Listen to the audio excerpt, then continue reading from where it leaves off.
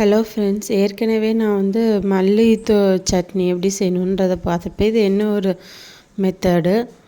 கடாயில் தேவையான அளவு எண்ணெய் எடுத்துக்கலாம். கூடவே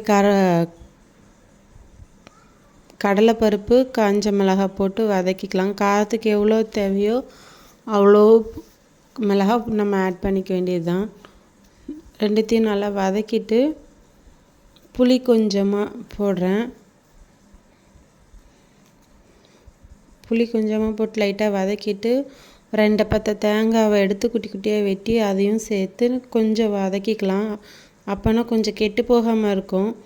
கூடவே மல்லி, புதினா நம்ம க்ளீன் பண்ணி வச்சுருப்போம்ல, அதை ஆட் பண்ணிக்கலாம். அதை ஆட் பண்ணியும் நல்லா வதங்கிரும்ல, சுருண்டு வந்துடும். அப்போ லைட்டாக மட்டும் உப்பு ஆட் பண்ணி ஜாரில் போட்டு அரைச்சி எடுத்தோம்னா ரெடி ஆயிரும்.